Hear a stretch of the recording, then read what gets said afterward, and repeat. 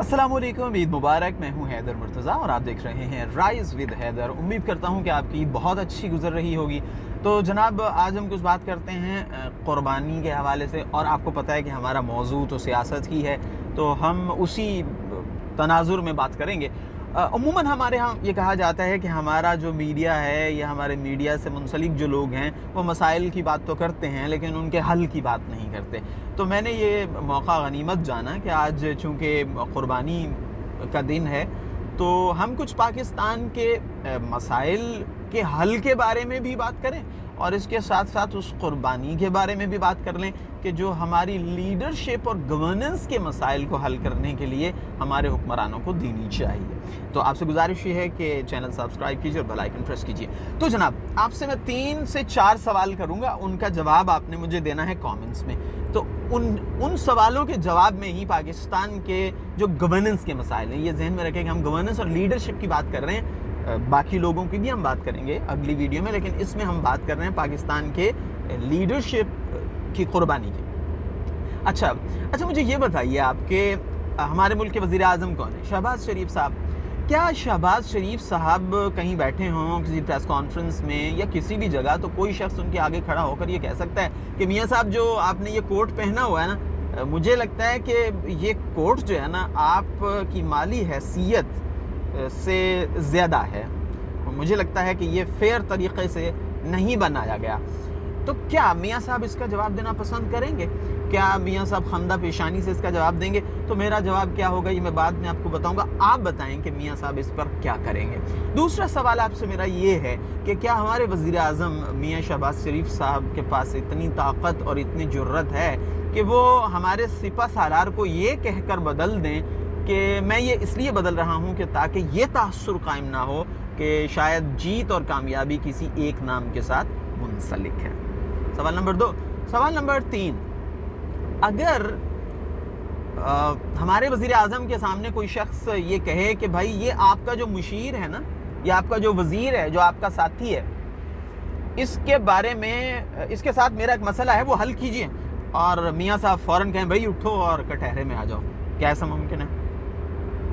ये भी आप मुझे बताइए कमेंट सेक्शन में, फिर मैं इस पर बात करता हूँ। और चौथा सवाल मेरा ये है कि क्या पाकिस्तान के वज़ीर आज़म का कोई मुशीर, कोई साथी, कोई वज़ीर इतनी अखलाकी जुर्रत रखता है कि अगर उसी शख्स के सामने जो उसके ख़िलाफ़ मुकदमा लेकर आया है, वज़ीर आज़म साहब उसे साहब कहकर पुकारें और वो जवाबन ये कहे कि भाई देखें, मेरे सामने एक शख्स मुझ पर मुकदमा बना रहा है, वो मेरा हरीफ है, हम बराबर हैं और आप मुझे साहब कह रहे हैं, तो यकीनन उसके जहन में ये बात जाएगी कि आप मेरे हक़ में फ़ैसला करेंगे या मेरा रुतबा आपकी नज़र में, मेरी इज़्ज़त आपके फ़ैसले पर असरअंदाज हो सकती। इसका जवाब आप क्या देंगे? तो जनाब, मेरा मुशाहिदा कहता है कि इन चारों सवालों का जवाब नहीं में है। अब हम ढूंढते हैं कि कोई ऐसी रियासत, कोई ऐसा निज़ाम कि जिसमें ऐसा मुमकिन है। तो जनाब, इसके लिए हम थोड़ा सा सफ़र करना पड़ेगा और हमें एक ऐसी रियासत में जाना पड़ेगा कि जब उस रियासत के चीफ एग्जीक्यूटिव, उस रियासत के खलीफा से एक आम शख्स ने पूछा कि भाई ये जो आपने चादर पहनी है, लिबास जो आपने पहना है, ये तो आपके जो माले गनीमत का हिस्सा था उससे ज़्यादा है, ये कैसे बन गया? हमें इसका जवाब दें।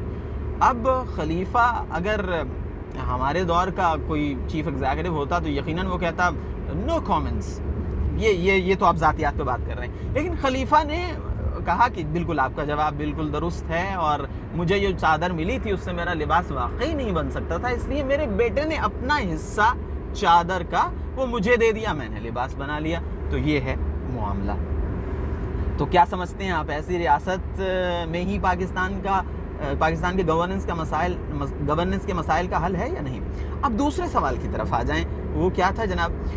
एक ऐसी रियासत है जहां का सिपा सालार फुतूहात पे फुतूहात कर रहा है, कामयाबियों पे कामयाबियां समेट रहा है, और वहां का चीफ एग्जीक्यूटिव उसे बदल देता है और ये कहकर बदलता है कि मैं ये बताना चाहता हूं कि ये फुतूहात इस शख्स की वजह से नहीं बल्कि इस शख्स के खुदा की तरफ से हैं, और वो सिपा सालार उस पर कोई नाराज़ी का इजहार भी नहीं करता।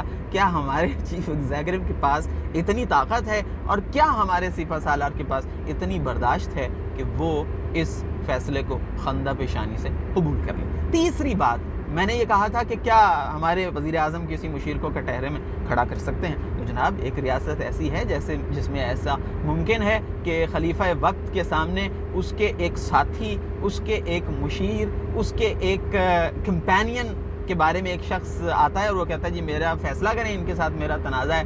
تو وہ کہتے ہیں چلیں جی آپ کٹہرے میں آئیں۔ وہ کٹہرے میں آتے ہیں تو خلیفہ انہیں کہتے ہیں ابو الحسن اب کنیت ہے، اور کنیت عزت کی علامت، جب آپ کسی کو عزت دینا چاہیں تو آپ اسے کنیت سے پکارتے ہیں۔ تو وہ مشیر کہتے ہیں کہ آپ نے یہ اچھا نہیں کیا، آپ نے مجھے ادب سے عزت سے بلایا، تو میرا جو بندہ مجھ پر مقدمہ کرنے والا تھا اس کے ذہن میں یہ بات گئی ہوگی کہ خلیفہ اس کے ساتھ اتنی عزت سے پیش آ رہے ہیں، ہو سکتا ہے کہ اس کے حق میں فیصلہ کر دیں۔ تو جناب اسی ریاست کی پیروی میں ہمارے ملک کے لیڈرشپ کے اور گورننس کے مسائل کا حل ہے۔ جس دن ہمارا چیف ایگزیکٹو اس قابل ہو گیا کہ وہ اپنے مشیروں کو کٹہرے میں کھڑا کر سکے، جس دن وہ اس قابل ہو گیا کہ اپنے اوپر ہونے والے ہر سوال کا خندہ پیشانی سے جواب دے سکے، اور جس دن وہ اس قابل ہو گیا کہ وہ ایک تاثر کو زائل کرنے کے لیے سپہ سالار کو ہٹا سکے، تو ہماری جو قیادت کے مسائل ہیں وہ ضرور حل ہو جائیں گے۔ عید کے باقی دن آپ کے بہت اچھے گزریں۔ آپ سے پھر ملاقات ہوگی اگلی ویڈیو میں، تب تک کے لیے خدا حافظ۔